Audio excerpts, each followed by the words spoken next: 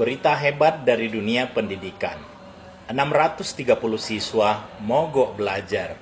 Bukti kemajuan generasi emas 2045. Akhirnya, Indonesia boleh berbangga. Di sebuah sekolah negeri di Lebak, Banten, ratusan siswa kompak menunjukkan bahwa mereka bukan lagi murid biasa.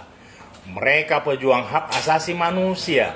Bayangkan, 630 siswa dengan gagah berani mogok belajar hanya karena seorang teman mereka ditampar kepala sekolah setelah ketahuan merokok. Hebat bukan? Betapa mulianya sikap solidaritas ini. Mereka tidak membela kebenaran, tapi membela teman yang salah. Karena di zaman modern ini, kebenaran sudah usang. Yang penting, perasaan anak tidak tersinggung. Kepala sekolah yang menegur dan menampar dianggap biadab. Guru yang mendidik diperlakukan seperti penjahat. Dan siswa yang melanggar tata tertib malah menjadi korban suci yang patut diratapi dan ditangisi bersama-sama.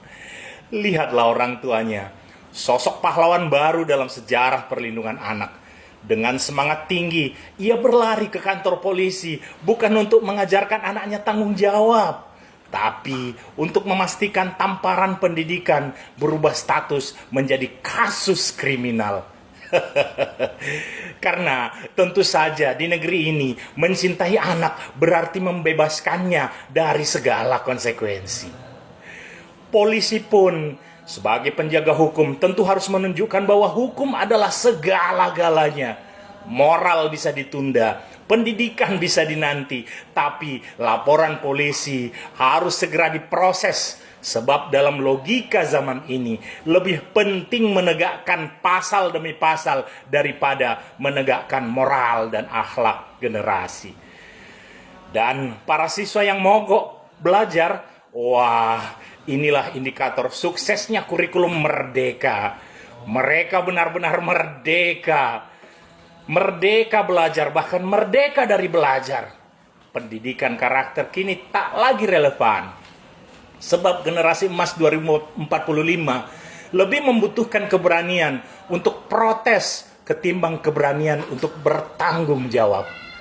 Bayangkan, jika setiap kali guru menegur siswa, ratusan siswa mogok, betapa indahnya masa depan pendidikan kita. Tak perlu lagi rapor, tak perlu lagi guru disiplin. Kita cukup bangun sekolah, tempat siswa belajar tentang hak, tanpa perlu bicara tentang kewajiban. Karena bukankah menjadi manusia modern berarti tahu hak, tapi lupa tanggung jawab? Kini, kepala sekolah tinggal menunggu giliran menjadi headline baru. Guru tampar siswa, pendidikan nasional terancam. Sementara itu, siswa-siswa akan dikenang sebagai pelopor demokrasi ruang kelas dan orang tua menjadi simbol keadilan bagi seluruh anak-anak manja di Indonesia.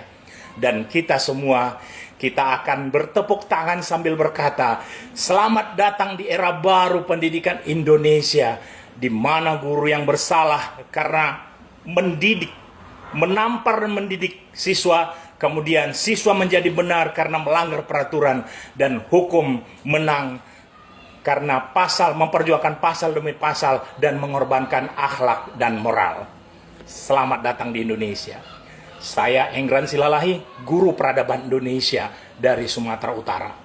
Horas.